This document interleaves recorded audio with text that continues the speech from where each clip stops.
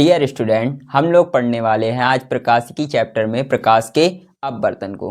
तो आइए अब वीडियो को स्टार्ट करते हैं। तो हम पढ़ेंगे कि प्रकाश का अपवर्तन होता क्या है। तो प्रकाश का अपवर्तन फर्स्ट हेडिंग। तो प्रकाश का अपवर्तन, अभी तक हम लोगों ने पढ़ा था प्रकाश का परावर्तन। तो प्रकाश का परावर्तन जिसमें प्रकाश की किरण हमारी एक ही मीडियम में रहती थी, लेकिन जब हम प्रकाश का अपवर्तन देखेंगे तो इसमें हमारी किरण जो होगी वो एक मीडियम से किसी दूसरे मीडियम में प्रवेश करेगी, या हो सकता है दूसरे मीडियम से किसी अन्य मीडियम में भी प्रवेश कर सकती है। तो यहाँ पर हमारा मीडियम चेंज होगा। अगर मीडियम किरण चेंज कर रही है तो वहाँ पर प्रकाश के अपवर्तन की घटना होगी। जैसे कि हमने जो डेफिनेशन पढ़ रखी है कि जब प्रकाश की किरण पहले माध्यम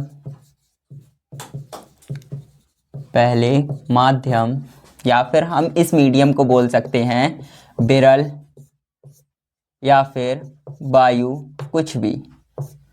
तो पहले माध्यम से दूसरे माध्यम में प्रवेश करती है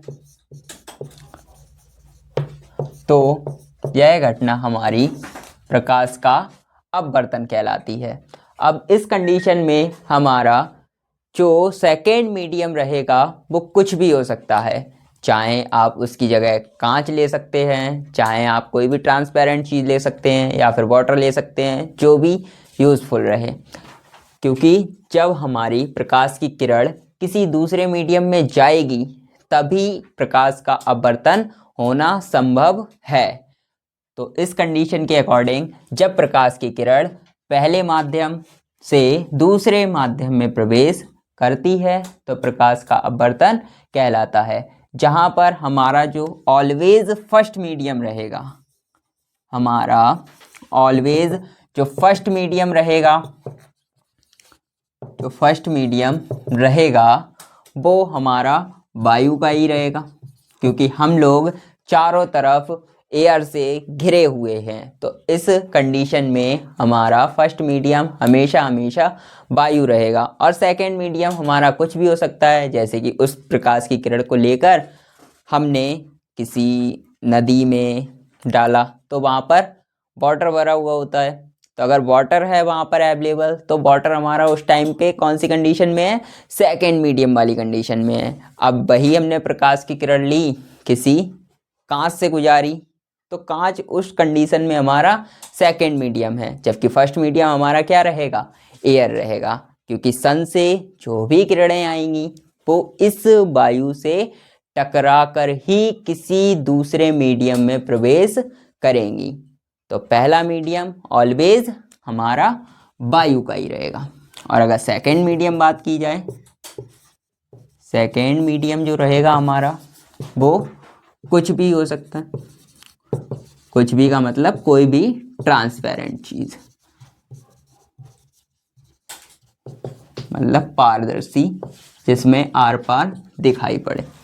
तो ऐसी कंडीशन। अभी प्रकाश का अपवर्तन, जब प्रकाश की किरण हमारी पहले माध्यम से दूसरे माध्यम में प्रवेश करती है तो उसके बाद तो होगा तो जरूर प्रकाश का अपवर्तन, लेकिन प्रकाश का अपवर्तन घटना तो तब कंप्लीट होगी ना जब इसमें कुछ चेंजमेंट होगा। अगर कोई प्रकाश की किरण इस टाइप से आई और वो ऐसे करके ही दूसरे मीडियम में चलेगी तो थोड़ी नहीं प्रकाश का अपवर्तन हो जाएगा। तो प्रकाश का अपवर्तन तब होगा जब वह प्रकाश की किरण अभिलंब की तरफ झुक जाएगी।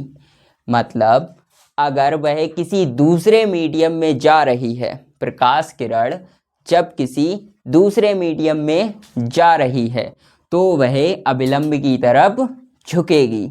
तो ये जो हमारी संपूर्ण घटना हुई आके, अगर हम स्टार्टिंग से स्टार्ट करें कि जब प्रकाश की किरण पहले मीडियम से दूसरे मीडियम में प्रवेश करेगी तो वह अभिलंब की तरफ झुक जाएगी। तो ये जो संपूर्ण घटना हुई जाके वो हमारी होगी आके प्रकाश का अपवर्तन। तो जब भी हमारी प्रकाश की किरण आएगी तो वह अभिलंब की तरफ झुक जाएगी और अभिलंब हमारा हमेशा तल के लंबवत होता है। तो अगर हमारी प्रकाश की किरण ये आई तो वो इस डायरेक्शन में कुछ अभिलंब की तरफ झुक जाएगी, क्योंकि जाना चाहिए था ऐसे ऐसे करके, लेकिन ये अभिलंब की तरफ बेंड कर गई है। ज़्यादा नहीं, हल्की सी बेंड करे, लेकिन अभिलंब की तरफ झुकेगी ज़रूर। तो यह घटना हमारी प्रकाश का अपवर्तन कहलाएगी। तो अब बात कर लेते हैं हम प्रकाश के अपवर्तन के नियम के। तो प्रकाश के अपवर्तन के जो नियम हैं वो प्रकाश के अपवर्तन पर ही डिपेंड करेंगे। तो इससे पहले हम देखेंगे अपवर्तन का डायग्राम। तो अपवर्तन का डायग्राम कुछ इस प्रकार, सबसे पहले हमने नॉर्मल ड्रॉ कर लिया और इसके बाद हमारी कोई प्रकाश की किरण आई और वो आने के बाद अभिलंब की तरफ झुक गई। ऐसे जाना चाहिए था इसको इस तरह, लेकिन ये अभिलंब की तरफ झुक गई। तो आने वाली किरण आपतित किरण, और जो किरण दूसरे मीडियम में गई है और वह अभिलंब की तरफ झुक गई है तो वह अपवर्तित हो गई।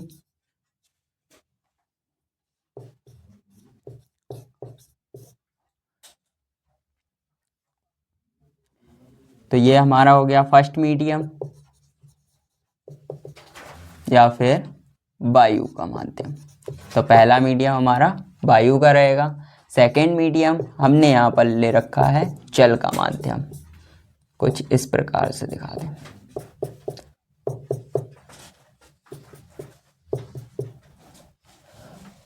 अब आपतित किरण और अभिलंब के बीच में जो एंगल बनेगा उसे हम आई से रिप्रेजेंट करेंगे, और अपवर्तित किरण और अभिलंब के बीच में जो एंगल बनेगा उसे हम आर से रिप्रेजेंट करेंगे।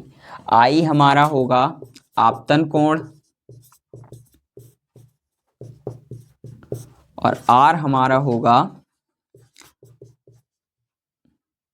अपवर्तन कोण। तो अब बात कर लेते हैं हम इनके रूल की। तो प्रकाश के अपवर्तन के भी दो ही रूल हैं। नंबर फर्स्ट जो रूल है वो इनकी रेज के ऊपर डिपेंड करता है कि कौन सी रेज कहाँ पर आ रही है, कहाँ पर मिल रही है और नॉर्मल के साथ कहाँ पर मिल रही है। तो जो हमारा फर्स्ट लॉ है एज सेम टू प्रकाश का अपवर्तन, और बिलोंग करता है किससे, प्रकाश के परावर्तन से, क्योंकि जो प्रकाश का अपवर्तन और प्रकाश का परावर्तन दोनों का फर्स्ट नियम एकदम सेम टू सेम है। उसमें हमने प्रकाश का अपवर्तन जो है उसमें आपतित किरण और अपवर्तित किरण, आपतित किरण और अपवर्तित किरण और अभिलंब, तीनों का जो तल रहेगा वो सेम रहेगा। तीनों का तल सेम रहेगा।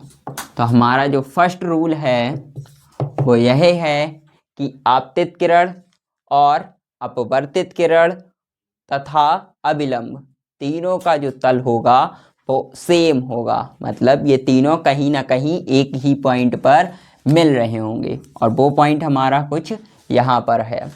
तो अगर बात की जाए तो आपतित किरण आने वाली किरण और जो दूसरे मीडियम में गई है और अपवर्तित हुई है, तो वह अपवर्तित किरण और जो हमारा 90 डिग्री पे अभिलंब है वो तीनों एक ही पॉइंट पर मिल रहे हैं। ये हमारा हो गया फर्स्ट लॉ। अब बात कर लेते हैं सेकेंड रूल की। तो सेकेंड रूल इनके एंगल्स पे डिपेंड करेगा। तो सेकेंड रूल जो है वो इनके एंगल्स को रिप्रेजेंट करेगा। तो जो सेकेंड रूल है उसमें बोला गया है कि आपतन कोण की ज्या, आपतन कोण की ज्या तथा अपवर्तन कोण की ज्या। अपवर्तन कोण की ज्या, ज्या का मतलब होता है साइन, तो साइन और ये भी साइन। अब क्योंकि यहाँ पर आपतन कोण है तो ये क्या हो जाएगा, साइन आई हो जाएगा, साइन आई।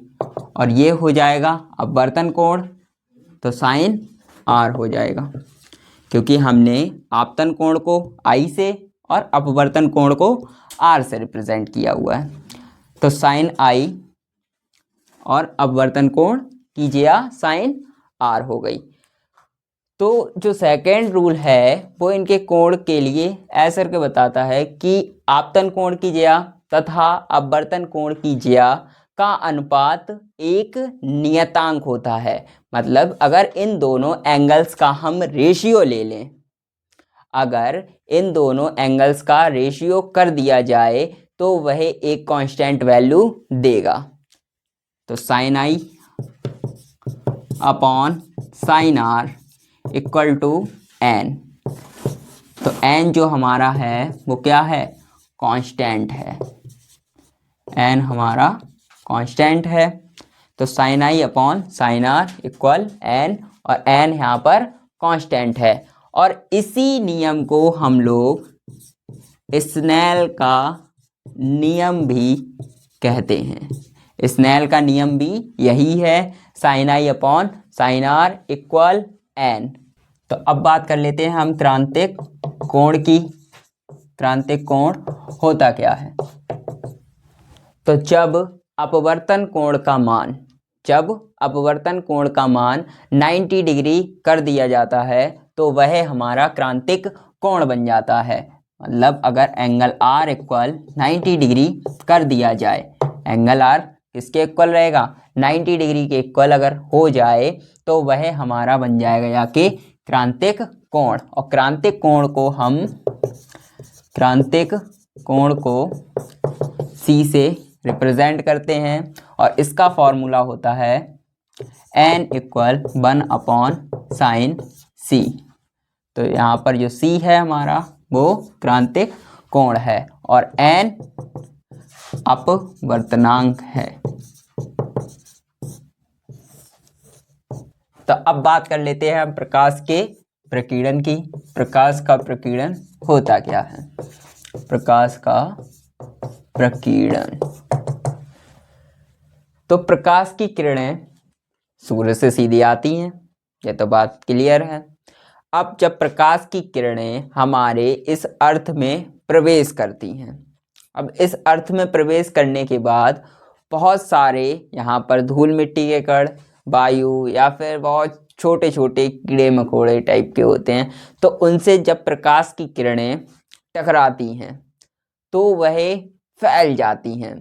तो यह घटना जो होती है वह हमारी प्रकाश की प्रकीर्णन कहलाती है।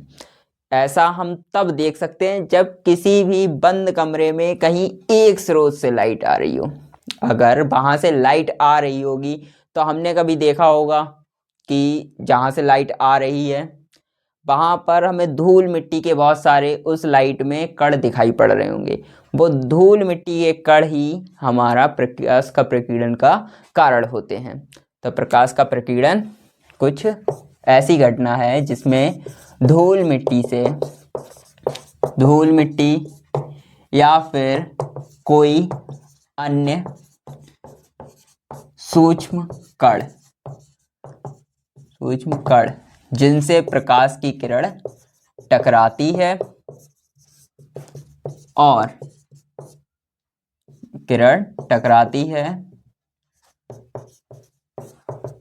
तथा टकराने के बाद वह फैल जाती है। यह जो घटना है वही हमारा प्रकाश का प्रकीर्णन कहलाती है। तो प्रकाश का प्रकीर्णन प्रकाश का फैलना है, और वो फैलता भी कब है, जब वह छोटे छोटे कणों से टकराता है। तो यह घटना हमें ज़्यादातर अंधेरे में ही देखने को मिल पाएगी सही से, क्योंकि ऐसे इतनी ज़्यादा लाइट होती है कि वहाँ पर इतने सूक्ष्म कण हमें दिखेंगे ही नहीं, और जब दिखेंगे नहीं तो इस घटना को हम ऑब्जर्वेशन कैसे कर पाएंगे। तो अगर हमें उसे सही से जानना है तो फिर पहले तो रूम को लॉक करो, और रूम लॉक करने के बाद उसमें कहीं से एक स्रोत से प्रकाश डालो। जब ऐसा करोगे तो वहाँ पर तुम्हें धूल मिट्टी के कण दिखेंगे, तब पता चलेगा कि प्रकाश का प्रकीर्णन एक्चुअल में है क्या। अब बात कर लेते हैं हम पूर्ण आंतरिक परावर्तन की। पूर्ण आंतरिक परावर्तन की, तो जैसा कि इसके नाम से ही पता चल रहा है कि इसमें जो हमारी प्रकाश की किरणें होंगी वो परावर्तित होंगी, क्योंकि इसका नाम है पूर्ण आंतरिक परावर्तन और इसमें परावर्तन की बात आ रही है। तो जब भी हमारी प्रकाश की किरण किसी सघन माध्यम से विरल माध्यम में जाएगी, अब सघन माध्यम हमारा कांच का या वाटर का कोई सा भी हो सकता है, और विरल माध्यम वायु का माध्यम। तो जब भी हमारी प्रकाश की किरण सघन माध्यम से विरल माध्यम में जाएगी, लेकिन इसके आपतन कोण का मान क्रांतिक कोण के मान से अधिक कर दिया जाए, आपतन कोण का मान क्रांतिक कोण के मान से अधिक कर दिया जाए, तो यह घटना हमारी पूर्ण आंतरिक परावर्तन कहलाएगी।